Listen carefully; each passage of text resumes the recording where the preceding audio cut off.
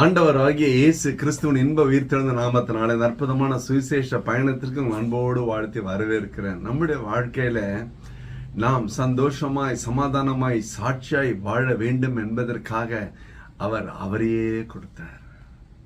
என்றும் எதிலும் எப்பொழுதும் கர்த்தருக்கு சாட்சியாய் இருக்க வேண்டும் என்பதற்காக முழுமையாய் கொடுத்தார், முற்றுமுடிய கொடுத்தார். எதையும் மிச்சம் வச்சுக்கல. கடைசி சொட்டு ரத்தம் வரும் வரை எல்லாவற்றையும் எனக்காக கொடுத்தார். நான் கரையேற வேண்டும் என்பதற்காகவே அவர் கல்வாரி ஏறினார். ஒரு திருவசனம் மிக அழகாய் சொல்லுகிறது. ரோமர் 8:32 தம்முடைய சொந்த குமாரன் என்றும் பாராமல் நம் எல்லாருக்காகவும் அவரை ஒப்பு கொடுத்தவர். நம்ம எல்லாருக்காகவும் சொல்லும் போது யாருக்கோ சொன்ன மாதிரி இருக்குதுல்ல. முதல்ல நம்ம பேரை போட்டு படிக்க கற்றுக்கொள்ள வேண்டும்.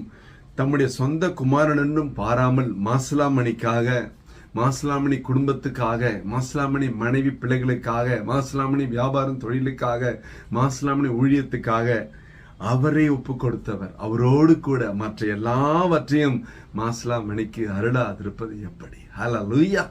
அவரையே கொடுத்தார் என்றால் மற்ற எல்லாவற்றையும், நீ நினைப்பது, வேண்டிக் கொள்வது எல்லாவற்றையும் கர்த்தருடைய சிந்தையிலே பார்வையிலே நீ சரியாய் காணப்பட்டால், வசனத்தின்படி வாழ்கிறவனாய் இருந்தால் கர்த்தர் நிச்சயமாகவே உன்னுடைய வேண்டுதல்களை விண்ணப்பங்கள் நிறைவேற்றுவார்.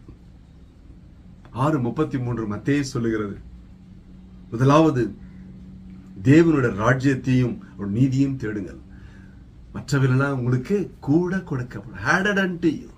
நம்முடைய வாழ்க்கையில இது கிடைக்குமா அது கிடைக்காதா என்று அங்கலாய்ப்போடு காத்து கொண்டிருக்கிறோம், கண்ணீரோடு காத்து கொண்டிருக்கிறோம்.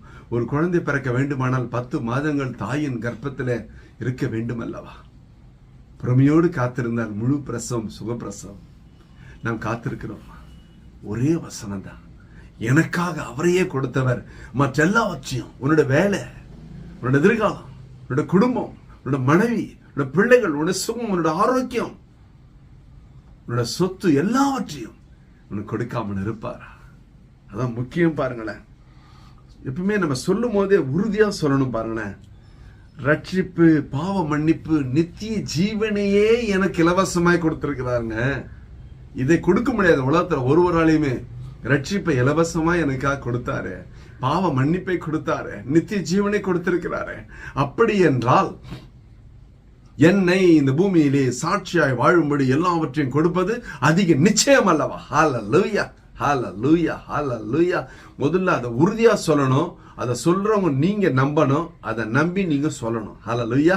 இவ்வளவு முக்கியம். பாருங்களேன், கர்த்தர் சொல்றார், உன் பிரச்சனைகளை, உன் தேவைகளை எப்படி செய்ய போகிறார் என்று கர்த்தர் கேட்காத.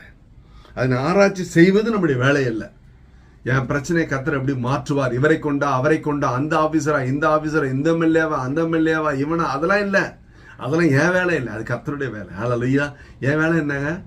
என்னோட முழங்கால முடக்கி கர்த்தருக்கு முன்பாக என்னை தாழ்த்தி, கர்த்தரிடத்தில் என்னை ஊற்றி, அந்த பிரசன்னத்துக்குள்ள கையை உயர்த்தி ஜெபம் பண்ணுவதான் வேலை.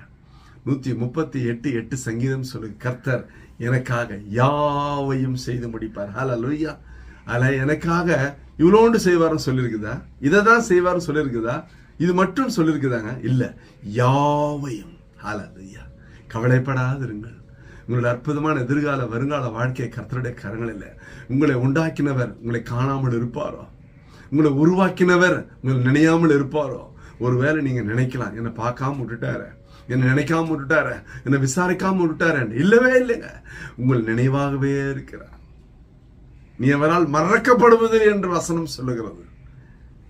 ஒரு நாளும் நம்மை மறப்பதற்கு ஒரு மனிதன் அல்ல, மறந்து விடுவதற்கு ஒரு மனிதன் அல்ல.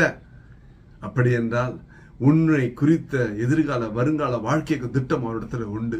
29:11 எரேமியா சொல்லுகிறது, நீங்கள் எதிர்பார்த்திருக்கும் முடிவை நான் உங்களுக்கு கொடுக்கும்படிக்கு நான் உங்கள் பேரில் நினைத்திருக்கிற நினைவுகள் அறிவேன் என்று சொல்லுகிறார். அவள் தீமைக்கு அல்ல, சமாதானத்துக்கு ஏதுவானவைகளே.